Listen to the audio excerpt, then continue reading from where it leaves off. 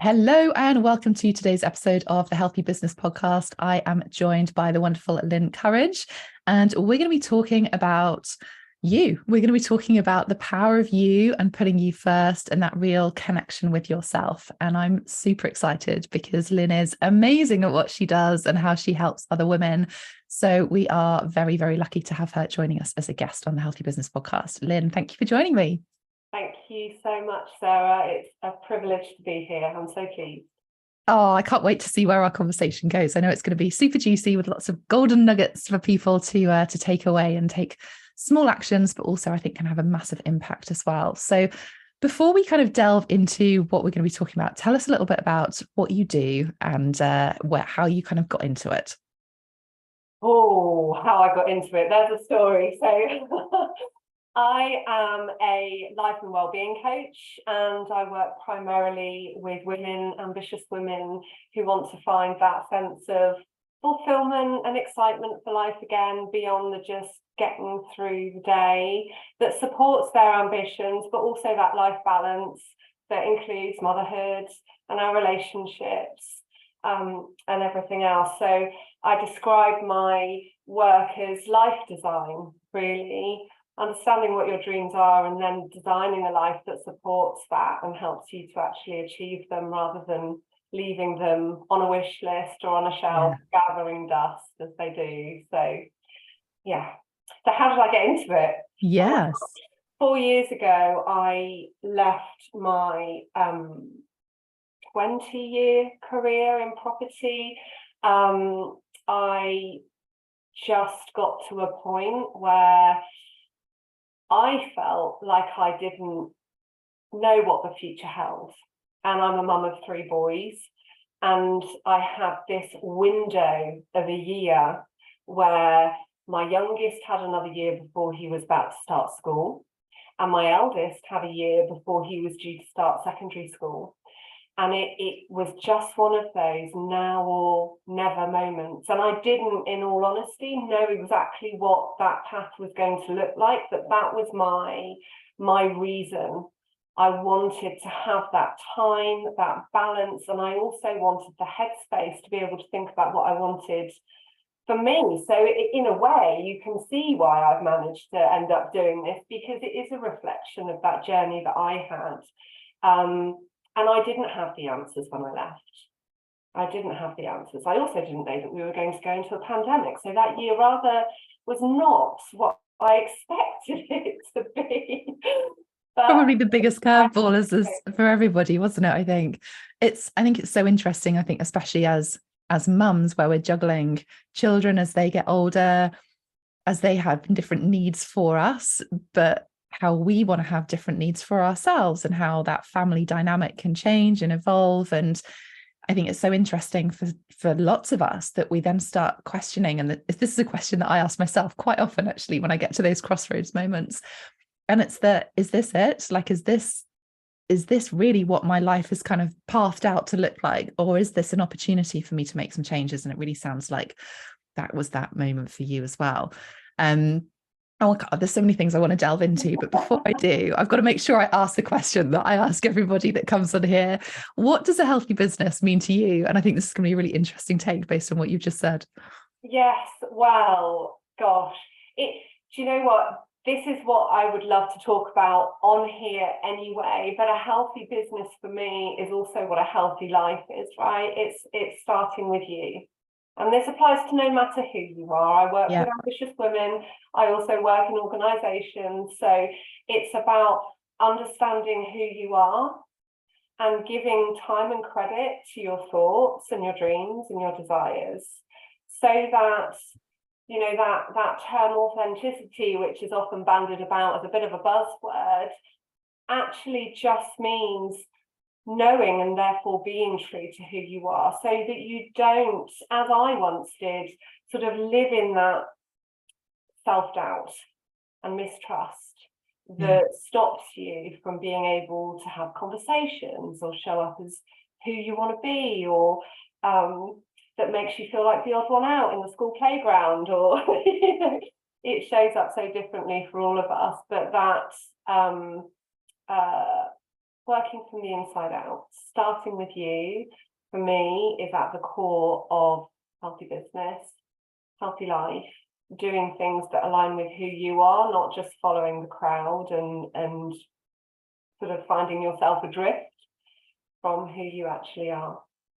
And it's so easy to do, I think, isn't it? It's that, you know, we look around us, we look at that external environment and we think, oh, we should be doing this, or we should be doing that, or we, you know, that those shoulds keep coming up for us based on whether it's societal norms or whether it's, as you say, that playground situation where everyone's doing the similar thing and you feel like, oh, something doesn't feel quite aligned, but who am I to go and do something different? Or we have that self-doubt, as you say. And especially in relation to business, Sarah, I know on my journey over the last 4 years, I have found myself drifting off down these avenues of, oh, look at what that coach is doing, and look at what that coach is doing, without really stopping to think at that time what it was that I wanted to represent, how I wanted to show up. It's an exercise that I often do with my clients is, you know, look at those 3 areas of perception.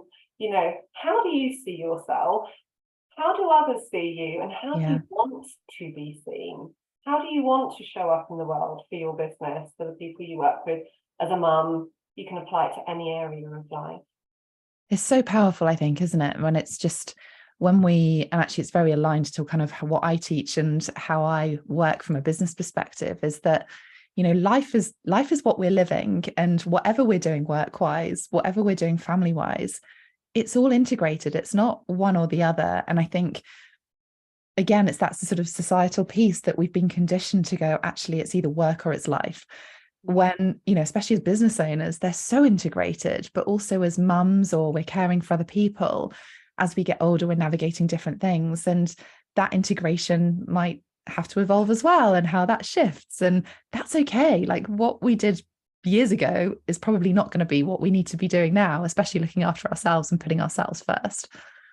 Absolutely. And oh gosh, there's so much in all of what you've just said, but you know, we do have that, we often have this sort of blueprint, this idea of what things should be like, right? Based on what things used to be like, based on what we thought we wanted life to be like when we were younger, which can influence all of those decisions that we make, and what we believe is right and wrong, and what we should and shouldn't do, that should.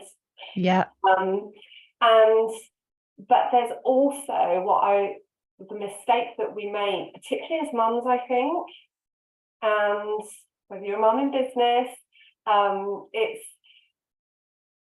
it's misinterpreting that you first from taking away from others, taking away from the kids or the work or the relationship, whereas actually it's that ripple effect of where you put you first, you inject that you into your relationships, whether that be motherhood, business, intimate.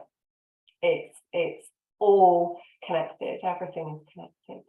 Oh, it really is, isn't it? And it's probably the biggest thing that I hear from so many people, is that there's this feeling of guilt that they're putting themselves first.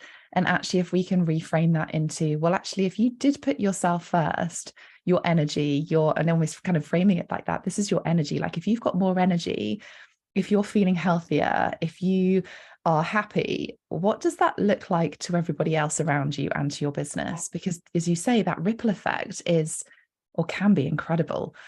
And it can happen quite quickly, and just some small shifts and things. But if we're so busy looking external, looking about sorting everybody else out and sorting, you know, focusing on goals and results and all the rest of it, we kind of forget who we are and what actually makes us tick. And it's so hard, I think, to flip that, but actually so important that we kind of do take stock and do that. How would we do that, though? So if someone's listening to this going, oh my goodness, yes, I totally look at external, everything else is focused on them, I kind of forget about me, even though I know I should do it. How do people just take stock and pause and have that sort of self-reflection on what they need and what they want? There are a couple of tools, principal tools, that you can just start with, right? As human beings, we are constantly receiving signals about ourselves, about situations and circumstances, about life in general, right? Now, those signals might pop up as physical and physiological feelings. They might pop up as emotions, dreams and thoughts, or they might pop up as our environmental situations, the things that we're noticing on a day-to-day basis. There's constantly things going on. Now, in our busy lives, and nothing could be truer than someone who's running their own business, right? Because your mind is always on, what next? What all the next? ideas. Alongside all of the other things that we're balancing, that the mind just doesn't stop. But if we can just take a moment to acknowledge, what am I noticing? In fact, Sarah, behind me, I have got one of my models that I use, and at the core of it is the question, what are you noticing right now? And, one of the things that I created for myself back when I started this journey, and I was reading all of these suggestions on what your morning routine should look like, what your evening routine should look like. Have a golden hour, have a power hour. And quite honestly, at the time, my youngest was really small. I was being woken up at the crack of dawn. A golden hour was just, it felt ridiculous. Yeah, I can resonate with that. The more I tried to sort of shoehorn myself into this image of what an entrepreneur and a successful person should look like, the more disconnected I felt from it, because it just didn't feel viable for me. And so this concept of self-connection and what am I noticing came from, okay, well, an hour's not viable. Let me set my alarm early and give myself 5 minutes. Let me get into bed and just give myself 5 minutes before I read my book or before I switch the light out. And there were times when I needed to take those 5 minutes if I was on a dog walk or if I was in the shower. And there are always pockets of time throughout the day where we can just stop. Yeah. Stop and connect and notice what's going on. And so I call that my 5-minute rule. And the rule is you just do that twice a day, preferably at the beginning, preferably at the end. And you just ask yourself those questions. What am I noticing? Yeah. And frequently, women that I work with will describe, waking up and just immediately feeling anxious. Like the day feels like a foregone conclusion. You know what's going to happen. It's going to be stressful. You're going to get cross with the children. You'll get to the end of the day and you'll go, well, that was good. Yeah.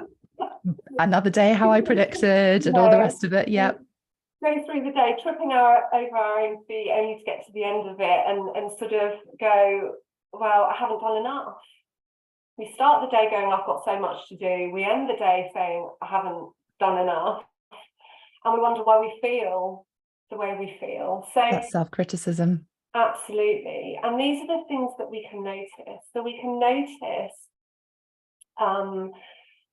let me just describe a model that I use. It's probably the easiest way to do it, Sarah.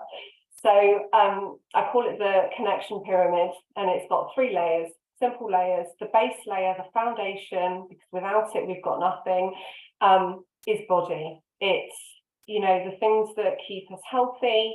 It's hydration, it's sleep, it's nutrition, it's movement, it's the physiological feelings and signals that are available to us. So if you are constantly feeling shattered, that's a signal to say, what am I noticing? What's going on for me right now? If you have a headache, it's a signal to say there's something up. What can I do? Now, in the today's world, we tend to just go, I'll just take a pill, rather than dealing with the actual cause. We tend to go for the symptom and the quick solution. So that's the base layer, is to just acknowledge what it is that you need and then take action on that. And if what I will say is, if that ever feels difficult, then that's where the work is. If the answer is you need to move more and you're not moving more, then that's where the work is, and that's where you can overcome the challenges that will help you to grow in all areas of your life, right? But the middle layer of this connection pyramid is self. This is the bit that we really, really don't tend to allow ourselves to connect with, and that we suppress more than anything, and that is our emotions. And the emotions that we tend to notice tend to be classed as negative emotions. I don't call them negative emotions, because I think every emotion has a place. It's a signpost and a signal, and they only become an issue when we dwell in them and we live in them every day, and they sort of become a part of our identity. I'm an anxious person, I'm a stressed person, I'm so overwhelmed, the I ams that get repeated day in, day out. And the self piece of the connection pyramid is also the ability to connect with your dreams, the thoughts in your head, the things that you desire, and all of these are signals. All of them are signals that you can use for you, rather than what we tend to do, which is use them against us. Why am I so X, Y, Z? Yeah. And then the final piece of the connection pyramid is the environment piece. And this is the influences of our day-to-day, the places in which we reside, so our homes, our villages, towns, country even, because you think about environment in terms of social and cultural influences as well. It's also your relationships. So this is about your connection with people, which is so important. And actually, as business owners, particularly service-based business owners who run online businesses, that connection piece is vastly important, because it's a lonely journey. It can feel exceptionally lonely, especially if you're doing something which is outside of the norm from what your peers, your family have ever done or tried, right? It can feel really, really difficult. So the environment piece is your relationships and the nature of those relationships as well. Are you surrounding yourself with positivity, like-minded, amazing women who understand what you're doing and why you're doing it? Or are you hampered by negative or limiting relationships in the sense of understanding and support? The environment piece is also, and this is a really, really important one because it's so subtle.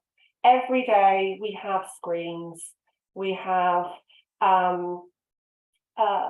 influences through media, radio, podcasts, music, TV shows, and of course, all of the social channels as well. And unless we're careful, they can guide us completely down the wrong path. So the environmental piece is recognizing the signals that you're getting from any conflict between yourself and any of those things. What makes you feel uncomfortable? What makes you feel awkward? What makes you feel stuck? And then you can shift these pieces on all three layers of that connection pyramid. You can shift them to more empowering tools, right? Instead of listening to the news every day that makes you want to stick pins in your eyes, start with an empowering podcast. You know, listen to your favorite audiobook that is aligned with the journey that you're on and the thoughts that you want to be having rather than the ones that you're stuck in. Relationships can be one of the hardest bits of the environmental piece because they're so personal, but it doesn't mean you have to cut people off. You just have to recognize boundaries. And that's part of the journey of designing and crafting a life that supports your dreams, is recognizing what those boundaries are for you and what your non-negotiables are on all areas of that connection pyramid in your life. It's such a powerful tool, the connection pyramid. And I know it's something that you've kind of created through your work. And I keep coming back to, and I think this external piece is something that so many people do miss, because we know we should be kind of aware of ourselves, and I think a lot of us know about, sort of from a movement perspective, energy perspective, but we're not very good at doing it. We tend to prioritize that at the bottom of our to-do list because we're so focused on the external. And then we get to the external environment and we're so busy consuming things. And I don't necessarily mean kind of eating things, but actually all of the different senses. And the power of that, like even just where you're working, the people that you're having conversations with, the people that you're socializing with, as you say, the things, the media that we're consuming. And it's so powerful that just some really small tweaks and changes. And actually it came up recently at an event that I held, which you were at, which was amazing, of just this power of being in the room with like-minded women who get it, and actually realizing that you're not on your own. Because I think sometimes, and our families are brilliant, our friends are brilliant, and they're a reason that you're friends with them, and that you choose to spend time with them. But actually, if they don't understand what you're doing or how you're doing it, or the bigger picture around that, their comments or their opinions, and of course they're coming from a place of care and support, but if they don't have that understanding, we can feel put out by it slightly because they want to keep us safe. So sometimes they'll be like, oh, well, why are you doing that? And it feels like questioning. And it's not meant like that. But actually, if we're consuming that all the time, then we start to question ourselves and wondering why we're doing these things. And that's when it starts feeling lonely. That's when we start going to overwhelm. That's when we start questioning ourselves. It's one of the biggest things that I saw actually during the pandemic. Those people that had the news on 24/7 and were watching it and listening to it all the time were not in a good space. Those that were like, do you know what? I know this is going on, but what can I do for me that's going to strengthen myself, that's going to, make me feel good, my family feel good, my situation feel as good as it can be? They came out of things, and actually even just coaching people from a business perspective, the ones that lent into that, the ones that were looking at solutions and what they could do, are still here now. They're still thriving in business. Whereas there's a flip on the other side where they're still trying to come out of this heavy space. And it's, I'm not saying this is easy. It does take work, but it's that awareness piece, isn't it? It's having those questions. I love that at the beginning and end of the day.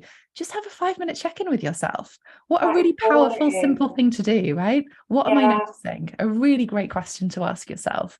Yeah, absolutely. And on the flip side of that is, whatever comes up is, what do I want to be feeling? Yeah. What do I want to be experiencing? I mean, genuinely, there are very few people that I meet that do not have that pattern of starting the day with, I've got too much to do, and ending the day with, I've not done enough. Yeah. And we're living in that. Yeah. And if that is your experience, what's on the flip side? There's an exercise that I love to share, and it's fresh in my mind because I've just done it this week in my group, but it's called the experience flip. Like, quite often people will say, I don't really know what I want. I don't know what the future holds. I don't know what my goals are at the moment. But if we are honest with ourselves, and honesty is a really important quality, which is also quite a challenge, yeah, but if we're honest, we do know what we've had enough of. Sometimes it's easy to look at what we don't want, isn't it? Yeah, we've had enough of conflict in a relationship. We've had enough of not feeling like life is moving. We've had enough of not following through on the things that we want to do. And if you can acknowledge that, the flip side is, what is on the flip side of that? What is the reverse of that? So if you've had enough and you don't want any more conflict, what do you want more of instead? I want more peace. Yeah. If you've had enough of not following through on your dreams, then what's on the flip side? What would you like more of? I want more growth, more action. And when you've got that list, then you can go, okay, well, how will that make me feel for a start? I'm all about the feeling. Yeah. I'm an NLP practitioner as well. So it's really important to recognize what that flip side would do for you energetically. And then you can go, well, how can I go and get it? If I want more growth, more action in my business, in my life, in my physical health, whatever it might be, what are my next steps? I think that is, isn't it? It's that awareness to then become intentional, because when we know there's a whole load of stuff that we're feeling and don't want, that's when the overwhelm kicks in. And that's when we kind of push things out going, I'm feeling like this, and all in this sort of, potentially negative space. But actually, if we can flip that and almost do the reverse, as you say, what do I not want? What have I had enough of? What do I not want to feel like anymore? And then we can start flipping that outside to inside of going, how do I want to feel? What is this going to make me feel? If I just make this small change. It reminds me of a situation I was in a few years ago now. I was working with this coach, and she said to me, you'll know when you've hit success when you're only working 3 days a week. And my children were really little at the time. And I was like, okay, I've got to work really hard during those 3 days so that I can have those 2 days off. And I remember just feeling so exhausted, feeling super guilty, until I went, do you know what? My kids are at school every day for 5 days a week. And I only have a short window because there's by the time I got home, it's the kind of 9 till 2:30, 9 till 3 time. What can I actually do in that time? Rather than going, oh, okay, I should only be working 3 days and then I've hit my version of success. And I was like, do you know what? If I flip this and go, I've got 5 days here, what can I do in 5 days that allows me to feel good, that allows me to get the stuff that I want doing, that I can be intentional? And as soon as I took that pressure off trying to fit everything into 3 days just to create 2 days off, I actually found that I worked less days. I was much more intentional. My success completely skyrocketed because I did it in my way. And I actually then flipped it into going, well, rather than waiting until the end of the day to do stuff for me, what happens if I did that at the beginning of the day? That's going to give me energy. That's going to make me more productive. And because I don't work with that coach anymore, but it's something that I've taken to heart with my clients of going, actually, what do you want life to be? And let's build the business that allows you to live that life that you want to. Let's go internal first and then create the external. And I love this kind of similarity with what you're talking, because it's just these shoulds of society, that the external piece is what makes everything feel harder. Yeah. But actually the hardest bit is being honest with ourselves, is having that internal awareness. But if we can do that, if we can channel into that, my goodness, it makes a massive difference, not just to you, but to your business, and then the ripple effect onto everybody else. And through that self-connection piece, right, through knowing who you are, what you stand for, having that clarity of your own authenticity, what that looks like and means to you, means that you don't question that then. And you create your business around who you are, around what's important to you, around what time is available to you, then you give yourself permission to do that. You have compassion for the phase of life that you're in. And that's where that courage piece comes from, of following through on your dreams without stopping, like no matter what comes up, because you have that connection, compassion, that authenticity in place that allows you to be you and be all right with that, knowing that we're all completely different. And that's where I think comparison is a really big issue for us these days, with that it's the price we pay for the wealth of information out there, right? Everything is at our fingertips, but inevitably it means that we see so many other things, and that's where those shoulds come in. And whenever you find a should, it's a signal to come back to you. I love that. That's a really great reminder. One of the things we spoke about right at the beginning was this idea of balance, and we've touched on it a little bit, but I want to delve into it a little bit more, because when we've got the mum juggle, when we've got the business juggle, when we've got the life juggle, how do we create that balance? I have a feeling I know kind of what you're going to say from what we've just been talking about, of actually going internal and working out what it is that you really want. But when we're so busy and we've been doing things in a certain way for a certain period of time, how do we change that? How do we navigate those changes and really delve into this piece of, I suppose it's rediscovering ourselves a little bit, but how do we start that? Balance is one of those words that I have a bit of a love-hate relationship. Because it's Equilibrium is the word that I so chose to many, kind of shift right? it to. Yeah, as a coach, that word balance, it speaks to so many because we all want balance, but it's also a bit of a mystical thing. You know, what is balance? And the truth is that looks different for everyone. Yeah, it really does. Like, so if there's one thing I really advocate is finding your own truth. So start with what you want. Start with what you know. You know, we all have areas of life that are fairly fixed. And if you build what you want around those in a way that feels good, using that connection pyramid, right? Using that, how am I feeling? And if it feels difficult, you are allowed to change it, to tweak.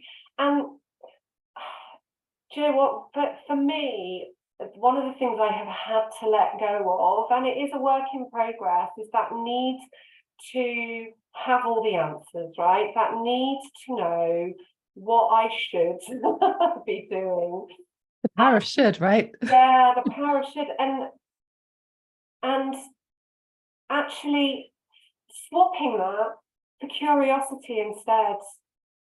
You know, if you're not getting the results, if life feels difficult, if it feels imbalanced, one of the areas that balance and balance inverted commas really shows up for people is that being present, right? If you are, and this is a signal, if you are experiencing that feeling of being distracted, you know, you have your working time, you have your family or your relationship time if you don't have children, but your brain's elsewhere, or you're looking at a screen rather than connecting with the other human being in your life. If you feel like you are dissecting yourself, that's a signal that something can change, something can shift, because you want to be able to give yourself wholly to your business. You want to be able to give yourself wholly to your children and your relationships. And that need to feel present is something that comes up really frequently in my coaching sessions as a challenge. And I think that the word boundaries comes in to this piece. So what I would say in relation to balance is don't get too caught up in this like magical 50-50 equilibrium. That's not it. Balance is what feels good to you, and that is going to be unique to each and every one of us. And don't get caught up in looking at what someone else's balance looks like, how they achieve it all, how they do it all. We don't know what's going on in someone else's head or someone else's life, but we allow ourselves to get so wrapped up and consumed in it that it stops us from giving the focus to ourselves, you know. And so start with you. Balance starts with you. That's it. I love that. And I love the idea of actually balance isn't 50-50. Like balance is just, it's, I don't want to call it spinning, because you don't have to spin whilst you're holding everything up, but you can hold everything up. But sometimes there will be a tip of that balance onto something that becomes important at that time. And other times it's going to flip into something else that becomes a priority at that moment in time. And that's all okay as well. And what I would also like to say on this is that it is actually quite normal to not keep all of those plates spinning all the time. It's one of the questions that I often use in my coaching is, what if this is normal? What if this wasn't a problem and it was just normal? Because life is a 50-50 in a sense. It's you know, there's always going to be things that are good and positive, and there are always going to be things that are a bit challenging or very challenging in some instances. But where our focus goes determines our experience of that 50-50.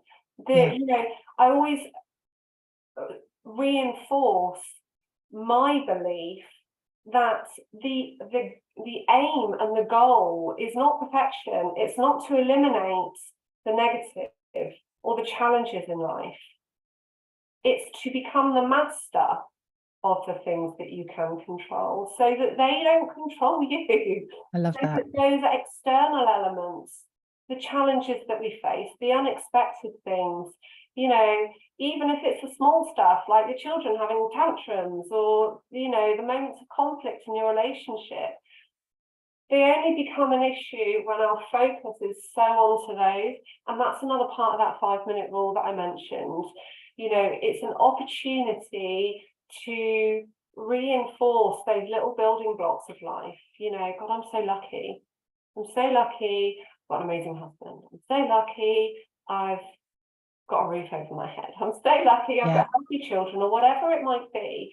I always used to sort of sniff at gratitudes back along, because I'd get annoyed by this, you know, pick 3 things to be grateful for. And I just felt like I was trying to pluck things out of the air for no reason. And what I've come to realise that it's actually the energetic piece. It's the training yourself into awareness of the millions of things that are amazing about the world in your life, versus the few that are not, that your focus is on. And so you're missing out on all of that beauty because of the challenges. We remind ourselves of the beauty on a day-to-day basis.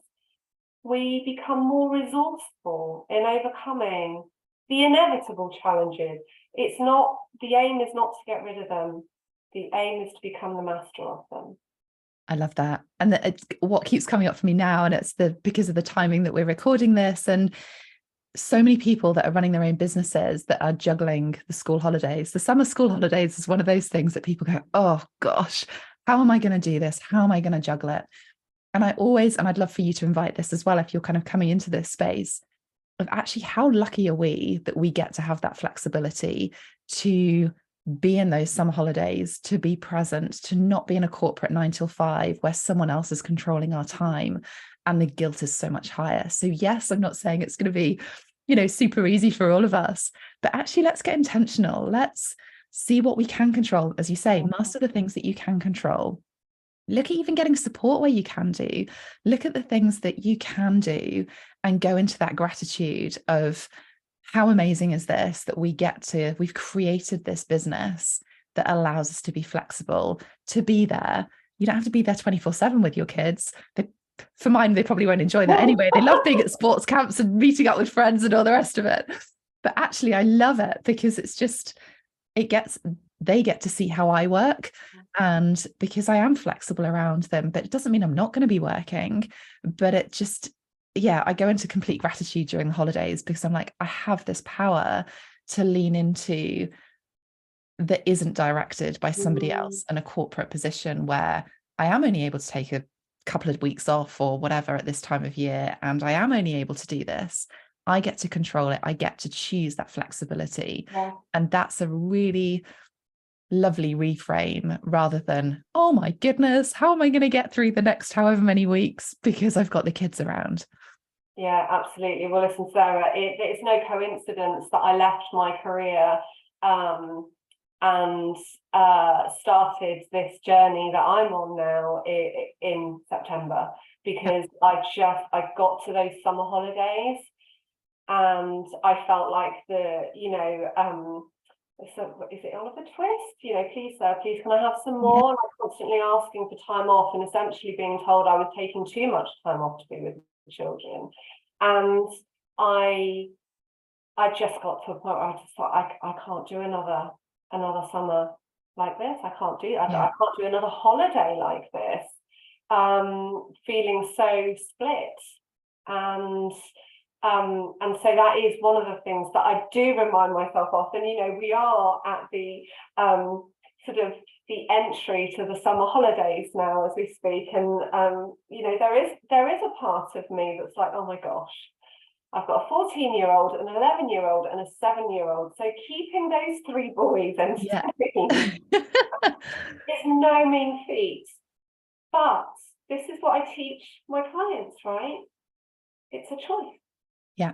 And I chose this path, and actually this is one of the main reasons that I chose it, so that I have that freedom and flexibility to do that and to be there.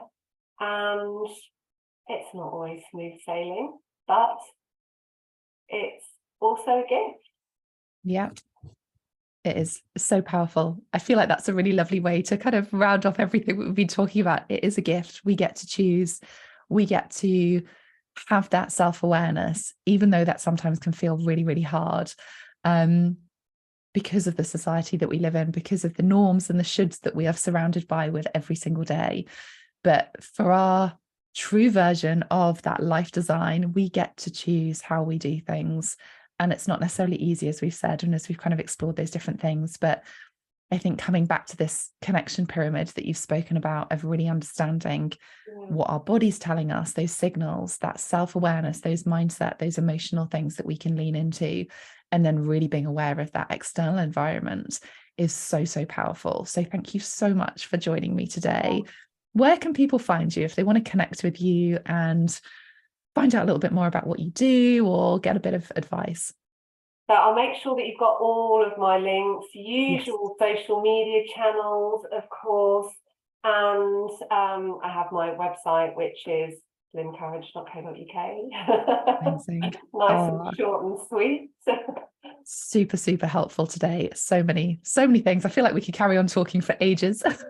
It's such an important topic.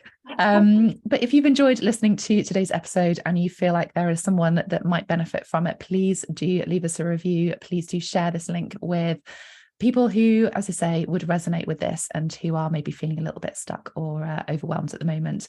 It is all absolutely available to you. And I appreciate you for listening to this episode. And Lin, once again, thank you for joining me. I will see you on the next episode, and have a wonderful day. Keep looking into that self-awareness piece.